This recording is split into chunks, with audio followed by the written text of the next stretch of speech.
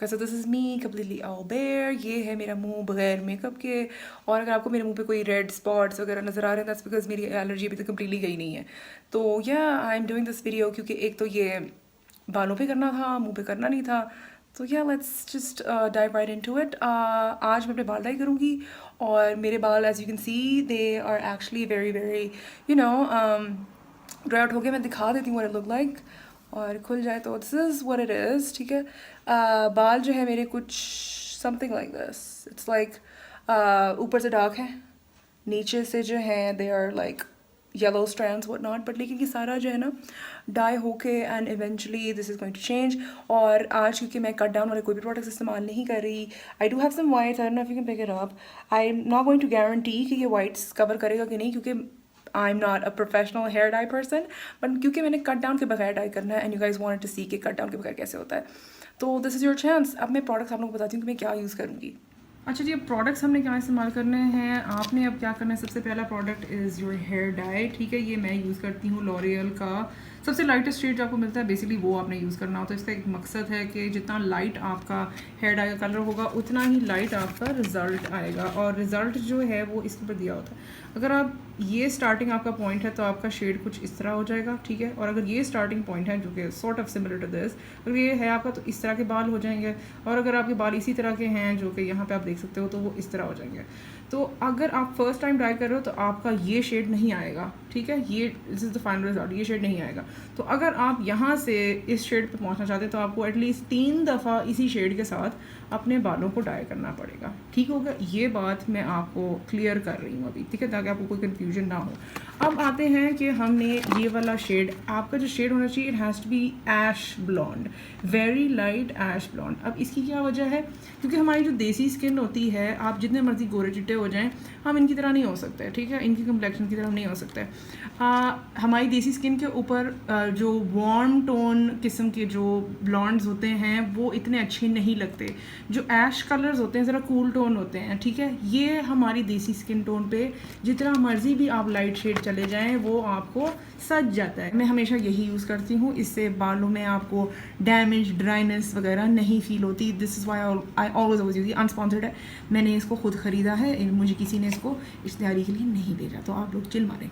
ये इसका डेवलपर है, ये मैं पूरा इस्तेमाल करूँ. अच्छा, मेरे बालों की इतनी वॉल्यूम नहीं है. ठीक है, तो मैं बेसिकली जितना मुझे चाहिए है I can use that. But for instructional purposes मैं तुम लोगों को सारा का सारा ही मिक्स करके दिखाऊंगी. मूव्स कह रही हूँ, मिक्स करके दिखाऊंगी. ठीक है, मिक्स और यूज़ को मैंने मूव्स कह दिया. खैर एनीवे, तो ये है जी लॉरियल एक्सीलेंस का ये सीरम. ये देखो इसके अंदर सीरम है, इस वजह से इसकी जो है ना आपके बालों में इतना डैमेज नहीं होता. That is why I recommend this. इसके अंदर सीरम भी है, ये आपने सारा मिक्स करना होता है. अच्छा जी, अब इसके अंदर और क्या है जी, ये है जी हमारा कलर. ठीक है, कलरिंग क्रीम, ये मैं पूरी मिला दूँगी इसके अंदर, इसकी वजह से कलर आएगा. फिर इसके बाद आफ्टर केयर में इन्होंने एक आपको ये दिया हुआ कंडीशनिंग बाम, ये लाजमी लगानी है. ठीक है, ताकि आपके बाल ज़रा हाइड्रेटेड और स्मूथ रहें. एंड देन इसके अलावा इन्होंने ये एक ढकना भी दिया हुआ और ग्लव्स भी हैं. ये है जी ढकना. I don't use this. ये बेसिकली इसी के अंदर, इस बॉटल के अंदर आप सारे इंग्रेडिएंट्स डाल के मिक्स करके ये ढकने से आप अप्लाई करो जिस तरह इन्होंने इंस्ट्रक्शन दी. मैं ऐसा नहीं करती, मैं मिक्सिंग बोल मैंने रखा हुआ, ब्रशेस भी रखे हुए जिस तरह आप प्रोफेशनल सैलून्स में करते हैं. I like to do it this way. आपकी मर्जी कि आप इसमें डाल लो, बट आई फील लाइक इसमें सही मिक्स नहीं होता, थोड़े लम्प्स रह जाते हैं. तो मैं ब्रश से मुझे तसल्ली होती है, इसलिए मैं करूँ. मैं आपको रिकमेंड यही करूँगी कि आप ब्रश से मिक्स करें और आपको तसल्ली होगी. और इसके अलावा इसके अंदर ग्लव्स भी आते हैं. तो आपको ये पूरी किट मिलती है. प्राइस क्या है इसको बढ़कर आपको, इससे सस्ता मिलता है, सस्ता भले भले महंगा मिलता है तो ले लो बहनों, ये बहुत अच्छा है. I recommend this, I really really recommend this. बाल ख़राब नहीं होते. ठीक है, तो ये हो गया जी हमारा ये सामान, ये हेयर डाई वाला सामान जो कि मैं पहले मिक्स करूँगी. कोई सा भी प्लास्टिक का बोल ले लीजिएगा, मेटल का बोल नहीं होना चाहिए. अच्छा, अब क्योंकि अब आपको मैंने अपने बाल बताए थे कि मेरे बाल एक्चुअली डार्क है. ये लॉरियल प्रोफेशनल सीरीज़ का मैग्नीशियम सिल्वर शैम्पू, ये बेसिकली पर्पल शैम्पू है. ठीक है, ये अगर आपके बाल डाई करने के बाद, ऑल्दो हम ब्लीच वगैरह कुछ भी इस्तेमाल नहीं कर रहे, लेकिन अगर बाल डाई करने के बाद आपके बालों में कोई ऑरेंजनेस होती है या कोई अजीब से रस्टी टोन्स या रेड टोन्स या ऑरेंज टोन्स आ रहे हैं जो कि आपको फील हो रहा है कि आपका कलर उससे थोड़ा सा वियर्ड लग रहा है, तो आप एक दफ़ा अपने बालों को राइट आफ्टर कलरिंग आप अपने बालों को इससे धो सकते हैं. तो आपका कलर और लाइट हो जाएगा. यस, लाइट हो जाएगा बिकॉज इट बिकम्स मोर ऐशी टोन्स की तरफ चला जाता है. मुझे क्योंकि ऐशी टोन्स बेहद पसंद है तो मैं इससे लाजमी यूज़ करती हूँ. अब कीप दिस इन माइंड, इससे बाल आपके थोड़े ड्राई हो जाते हैं. पता नहीं सालों वाले बताते हैं नहीं बताते, लेकिन मुझे ये चीज़ फॉर फैक्ट पता है कि इससे आपके बाल ड्राई हो जाते हैं. तो आपने जो है ना ये जो इसका बाम जो इसकी दी हुई है ना इनकी, ये आपने इस्तेमाल, ये एक वॉश में पूरी इस्तेमाल नहीं होती. आपको जिस तरह आप कंडीशनर लगाते हो ये उसी तरह यूज़ होता है. ठीक है, कंडीशनर की तरह इसको मैं इस्तेमाल करूँगी and I keep using it जब तक कि मेरे बाल जो है ना वो स्मूथ से रहे. आफ्टर एवरी वॉश आपने अपने बालों को केयर करना होता है. सेम एज केस आपको फील होता है कि हर वॉश के बाद अगर आपके बालों का टोन चेंज हो रहा है तो आप इसको इस्तेमाल करें. You don't have to use it every week, once a week नहीं, sorry, you can use it like once a month use कर सकते हो, twice a month यूज़ कर सकते हो. आपके अपने वॉशिंग पे, बाल की वॉशिंग पे डिपेंड करता है, क्योंकि जितना आप अपने बालों को वॉश करते हो आपका जो हेयर कलर है वो उस तरह चेंज हो जाता है, स्पेशली जब आप ऐश टोन्स में जाते हैं. यहाँ पे अब मैं अपना जो हेयर डाई है वो सारा मिक्स करूँगी. सबसे पहले मैंने डेवलपर डाल दिया इस बोल के अंदर. दिस इज़ अ प्लास्टिक बोल. अब ये हेयर कलरेंट है उसकी मैं ट्यूब पूरी स्क्वीज़ कर रही हूँ. जी हाँ, पूरी ही स्क्वीज़ कर रही हूँ. ये मेरे बालों में पूरा लग गया था. तो इसको स्क्वीज़ करने के बाद आपने जो है वंस इट यू डन, ये फास्ट फॉरवर्ड में लगा हुआ है, इसको अच्छे तरह से आपने मिक्स करना है और make sure there are no lumps, no nothing, और make it nice and smooth यहाँ तक कि आपको ये अच्छा सा कोई दही नुमा कंसिस्टेंसी मिल जाए.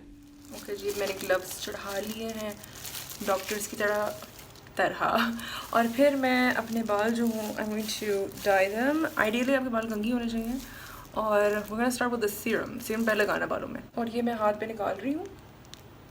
सीरम जो है वो आपने ड्राई बालों में लगा लेना है और उसके बाद जो है आपने मांग निकालनी है और जगह जगह आपने मांग निकालने के बाद हेयर डाई आपने कुछ इस तरीके से अप्लाई करना है. रूट्स पे अच्छी तरह से फोकस करना है. It's not that difficult, just मांग निकालते जाओ और अपने ब्रश को डिप करो उस हेयर डाई में, और हेयर डाई जो है अच्छी तरह से आपने अपने रूट्स को कोट करना है. ये स्टेप बहुत इंपॉर्टेंट होता है ताकि आपका कलर जो है वो इवन आए और कोई एरिया बेसिकली मिस ना हो जाए. मिस हो जाएगा तो सारी बात है आपका नेचुरल हेयर कलर दिखेगा और अच्छा नहीं लगेगा जब कलर आपका चेंज हो जाएगा. कोई कुछ पार्ट्स डार्क हैं, कुछ पार्ट्स लाइट हैं. तो ये बेसिकली पूरा मैंने इसी तरह मांग निकाल के मैंने अपने बालों को रूट्स स्पेशली को मैंने अच्छी तरह से कोट किया है. बाकी की लेंथ भी कवर होगी लेकिन इस तरह आपने रूट्स में अप्लाई करना है.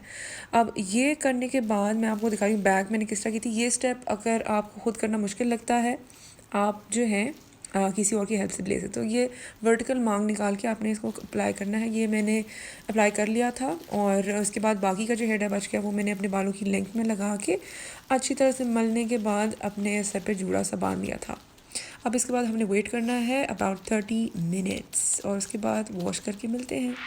एक दफ़ा डाई करने के बाद मेरे बाल कुछ यूँ हैं. अच्छा, एक चीज़ मैं आपको बताती चलूँ, मेरे इससे वाइट्स कवर नहीं हुए. ठीक है, तो जो लोग इस चीज़ के पीछे होते हैं कि जी वाइट्स, बीच में डैंड्रफ शायद आपको नज़र आ रही होगी, बट एनीवे खुशकी है मुझे. तो अगर आपको वाइट्स नज़र आ रहे हैं तो इस टेक्निक से वाइट्स कवर नहीं होंगे. वो लोग जो मुझे कह रहे थे कि हमें ये भी साथ साथ बताइए कि इससे आपके वाइट्स कवर होंगे, तो no, this is not gonna cover your whites because probably we using a lighter colour to make our hair look lighter. अच्छा, एक और चीज़ मैं आपको बताना चाहूँगी इसके साथ साथ, apart from the lightness over here, नीचे वाले जो मेरे बाल हैं, मैंने कंघी भी नहीं की है. अच्छा, नीचे वाले जो मेरे बाल हैं they're a lot more lighter. अब ये ज़्यादा लाइट हो गए हैं बनस्बत के जो पहले मेरे जो कलर ट्रीट थे उससे ज़्यादा लाइट हो गए हैं. तो this is like if I were to place them here, यहाँ से तुम लोग को नज़र आ जाएगा ये काफ़ी ज़्यादा लाइट हो गए हैं.